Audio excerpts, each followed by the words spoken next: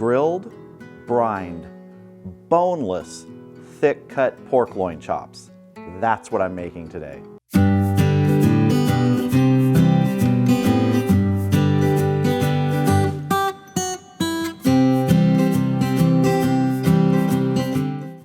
Well, I said I'm making them today, but actually it's tomorrow because today we first just have to get these pork loin chops ready. Part of that involves portioning out this pork loin. The other part is getting them in the brine and letting them sit in the refrigerator overnight. Now this is a boneless pork loin. Now a lot of times if you go to the butcher or the grocery store, you're gonna see a pork loin roast like this, and maybe right next to it in the case, you're gonna see boneless pork loin chops. Those are just this that has been cut up by the butcher. And a lot of times you're gonna see that those ones the butcher cut are more expensive. In fact, when I bought this, the pork loin chops directly next to this whole roast were twice as much. So why pay that much when you can do this yourself? So first thing I'm gonna do is I'm just gonna look for the center on this, right about there, and I'm just gonna cut this in half.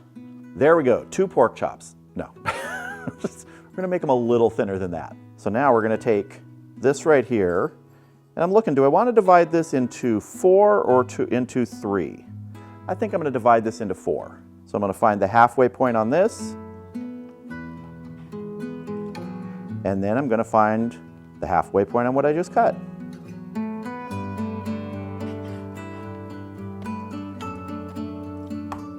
Same thing on this one.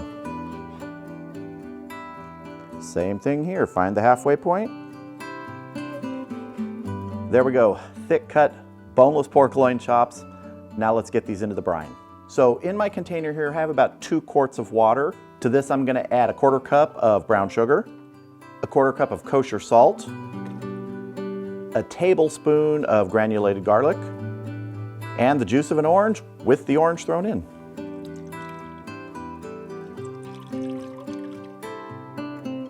Now we're just going to add our pork loin chops.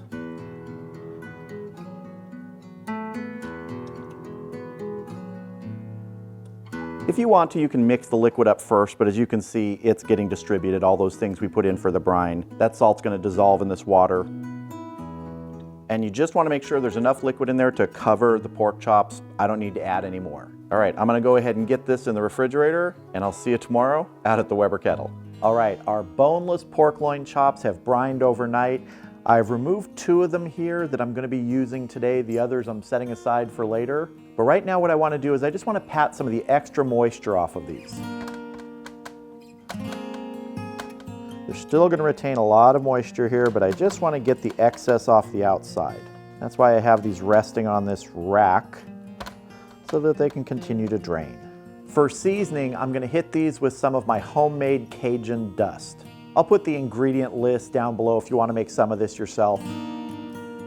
Give a good coating on both sides here.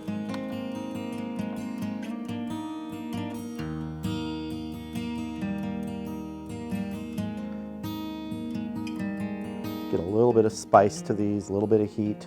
Once these are done, we're gonna make a spicy maple drizzle sauce to go on top. But for now, let's get them out to the Weber Kettle and grill them up. So I have the Weber Kettle going with the vortex a little below half full, and I'm using the Barbecue Dragon spin grate today. I'm just gonna get these pork loin chops on here. Let them get a good sear. Once we have a good sear on both sides of these, we're gonna move them indirect to finish off to 145 degrees internal. Let's see how we're doing here. It's starting to look good. All right, I'm gonna go ahead and turn these. Let them get a sear on the second side.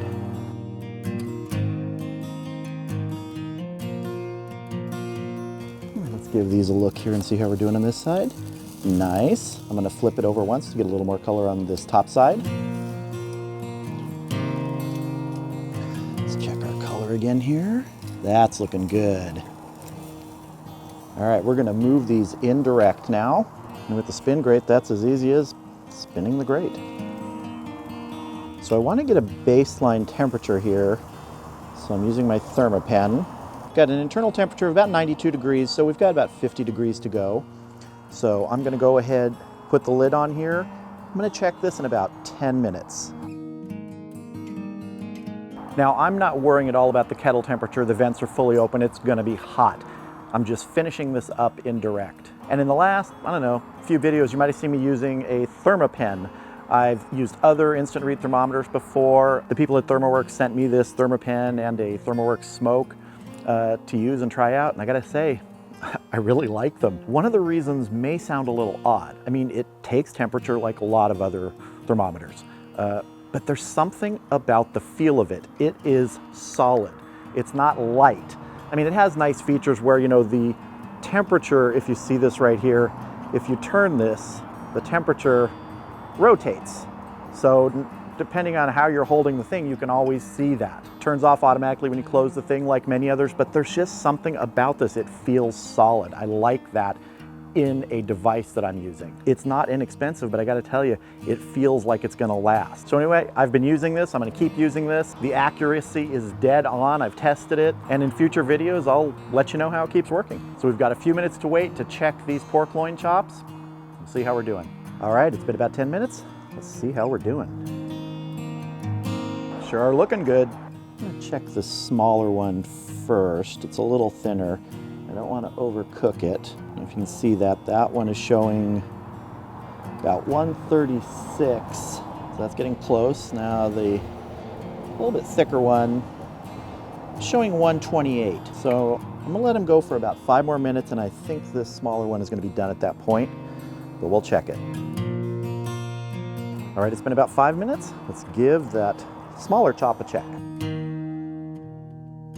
144. I'm gonna call that. Okay, this one's coming off. Let me check this one real quick here. I don't know, this one's showing 144 also. Oh, okay. Both done. Let's get them off here, get them inside, and make that drizzle sauce. All right, our boneless pork loin chops are resting under foil, just loosely tented right now. Let's get this drizzle sauce made.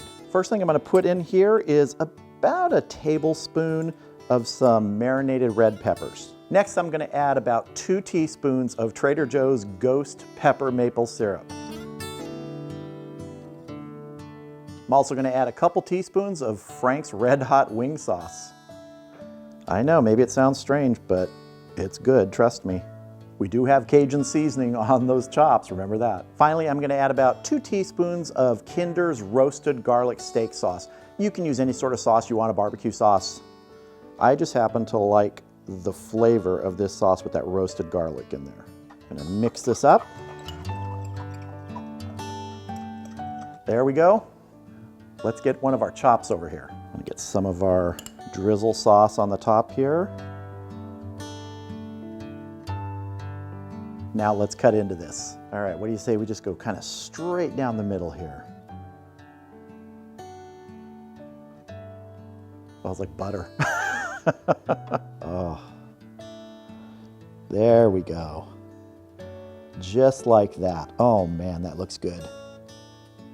That looks good. A little squeeze, lots of juice. That brining just does such a wonderful job in helping build moisture in chops like this because they cook fairly quickly. That only took about 20 minutes between the sear and the indirect cooking. So just a beautiful chop here. It's time to taste. Boneless brined pork loin chop with a spicy drizzle sauce on top. That's what I'm calling this. And I can tell you, I can't wait to taste this, so let's see.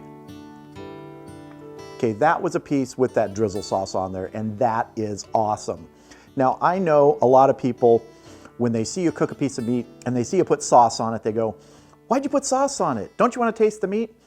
Well, yeah, I want to taste the meat and I can taste the meat, but a good sauce on a piece of meat like this that complements the flavor that you have on that meat, that rub, the brine, there's nothing wrong with that at all. Here's a piece of the meat with none of the sauce on it. It's tender, it's juicy, it's very flavorful. That brine penetrates, the salt really penetrates, so you have meat that is flavored all the way throughout. You got that brown sugar in there. Little hint of that citrus from the orange that was in the brine. But now with some of the sauce on there, You're just adding another layer of flavor. And I think on pork products that works really, really well. I love the kick from that drizzle sauce, that ghost pepper maple syrup, the Frank's Red Hot wing sauce. Nothing wrong with that at all. Those go well together, and a little bit of that roasted garlic in the steak sauce. Taken all together, all the flavors work with this. The cooking process works with this. So simple, direct grilling, indirect finishing, add a great little drizzle sauce on top. You got a meal that's gonna be hard to beat.